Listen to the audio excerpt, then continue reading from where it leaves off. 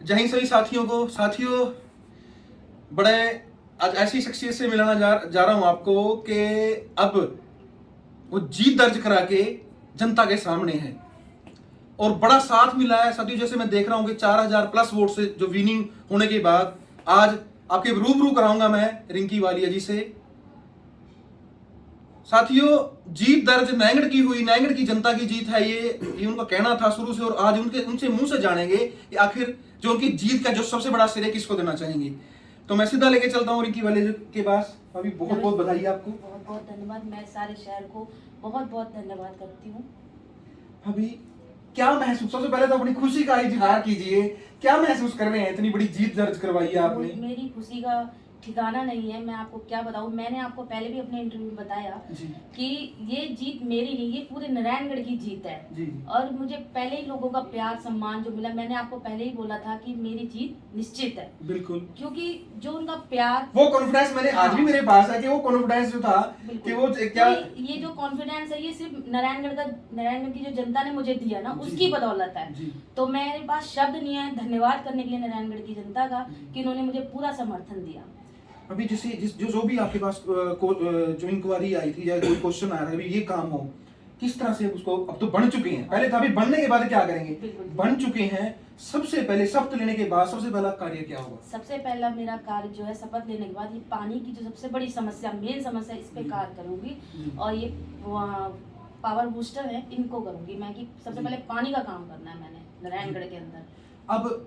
अब तो बात आती है, ये तो होगी चेयरमैन की कि भाई आप पानी का काम करेंगे। अब 3 डिमांड जो लोगों की आ रही है, सबसे पहला ग्राउंड का जो सबसे ज्यादा जरूरत है, फिर हमारा जो जिला बनाओ, ठीक है ना, और जो मेन मैं कहता हूँ जो सबसे जरूरी मानता हूँ वो पशु का रोडों पे है, उसको किस तरह से पूरा कराएंगे? बिल्कुल, देखिए अभी मेरी ये शुरुआत है, बहुत अभी है पूरा समय। हाँ, और हम धीरे धीरे हर एक प्रोजेक्ट पे काम करते चले जाएंगे। जी जी जी। धीरे धीरे हमारा, जैसे मैंने बताया, पानी का काम है, पहले हम इस पे काम करेंगे। जैसे जैसे हमारी जनता जो जो हमें बताती जाएगी, हम उसी के अनुसार उनको काम करते जाएंगे। ठीक है।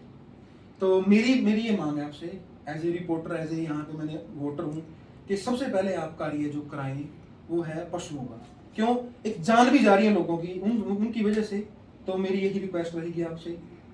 बिल्कुल, अगर आप ये मेरे से इस बारे में भी मैं जरूर सोचूंगी, करूंगी, और जरूर इसका भी हल निकलेगा। सब जो वेलफेयर से जो जुड़े हुए हैं उनके साथ बात करके इस बारे में निष्कर्ष निकलेगा कि क्या कर सकते हैं इस बारे में।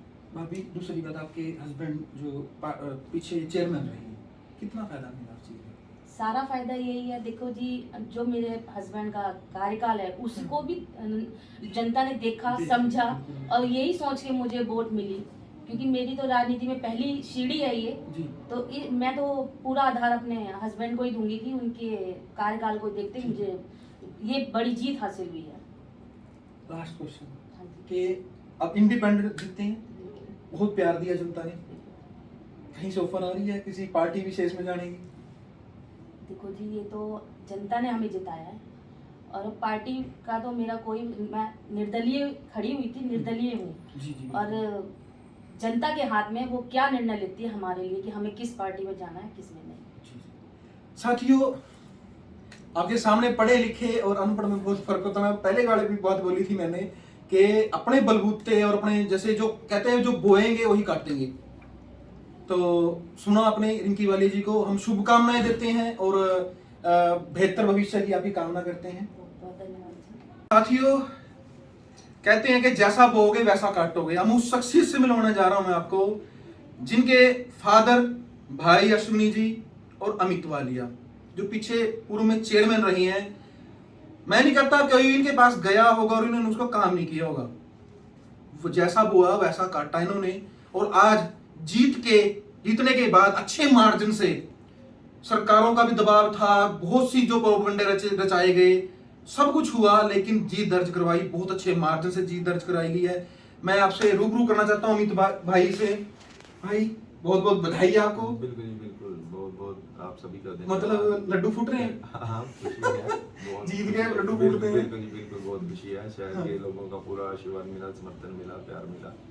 इस शहर वासियों का अपनी तरफ से दिली हार्दिक धन्यवाद करना चाहता हूँ।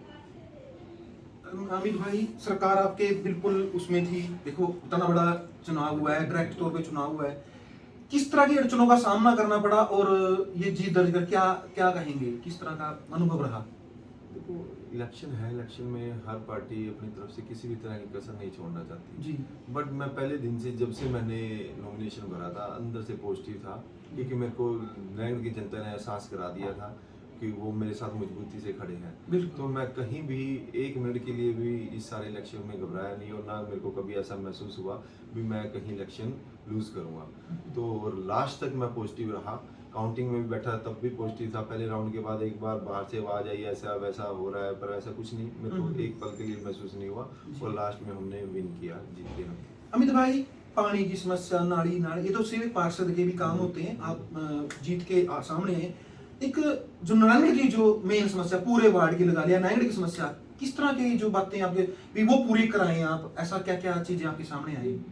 3-4 प्रोजेक्ट तो हैं ही, पर जो अभी बताया सबसे बड़ी अब लगातार जो आ रही है, पिछले 5 साल एक जो पानी की समस्या से जूझे और वो बूस्टर नहीं लग पाया, सबसे बड़ी मेरे को ये पता लगा भी इंटरेस्ट नहीं लिया गया उस चीज़ में जी। तो मैंने आज ही बल्कि पब्लिक हेल्थ में खुद ही फ़ोन किया और वहाँ से कंसल्ट किया भी क्या वजह है, क्या दिखते हैं, और उसके लिए सबसे बड़ी लैंड की प्रॉब्लम है। और मैंने 2-3 लैंडमार्क अपने दिमाग में निश्चित भी कर लिया और उनसे मैंने शेयर भी कर लिया भी हम उसको वहाँ लैंड देंगे, और सबसे जितनी जल्दी हो ये बूस्टर का प्लानिंग हो, बूस्टर लगे, ताकि ये लोगों की समस्या, पानी की समस्या खत्म हो। इसी तरह ग्राउंड की समस्या, ग्राउंड के लिए भी मेरे दिमाग में है, जो अपना राजा वाला तालाब है उसमें भी मैं चर्चा करूंगा, क्योंकि वो 2 तरह के प्रोजेक्ट गए हुए हैं राजा वाला तालाब को लेके। एक तो वो उसको तालाब के रूप में ही है विकसित करने का, और उसमें भी किश्ती नाव वगैरह छोड़ने का, इस तरह की भी एक प्लानिंग प्रोजेक्ट गया हुआ है, और एक खेल ग्राउंड का। ये भी लोगों से, मन तो मेरा खेल ग्राउंड को लेके है, पर मैं लोगों के बीच में बैठूंगा, लोग क्या कहेंगे, जैसा होगा उनका निर्णय, उस हिसाब से उसको हम प्रोजेक्ट पे काम करेंगे। अदरवाइज ग्राउंड के लिए नहीं, फिर और कहीं लैंड सर्च करेंगे, इसी तरह की प्लानिंग करेंगे। एक ये प्रोजेक्ट है, जिला बनाओ का प्रोजेक्ट है जो आप चल रहा है, उसमें भी मैं बढ़ चढ़ कर लोगों को हम साथ के साथ जोड़ेंगे, और ताकि लोग ज़्यादा जागरूक हो और इस अभियान में ज़्यादा से ज़्यादा जुड़े। अमित भाई, मेरे को बहुत से लोगों ने कहा कि जब आप चेयरमैन के साथ आपका कभी भी इंटरव्यू हो, उनको ये पूछना कि भी एक गौशाला है नारायणगढ़ में, मतलब आपके सामने है उसकी जो दुर्दशा हो चुकी है, उसको किस तरह से इसको मतलब ठीक करने की कोशिश करेंगे? देखो, इसमें मेरे तो पहले भी ये राय है, अभी शहर के लोग उसमें भी ज़्यादा से ज़्यादा जुड़े, और एक वहाँ भी ट्रांसपेरेंट सब कुछ हो, जिससे लोगों के सामने पारदर्शिता रहे, और ज़्यादा से ज़्यादा जान सके भी वहाँ दिखते प्रॉब्लम क्या है, वो हम सब मिलके ही कर सकते हैं, और नगर पालिका की जहाँ भी जरूरत होगी वो साथ देगी।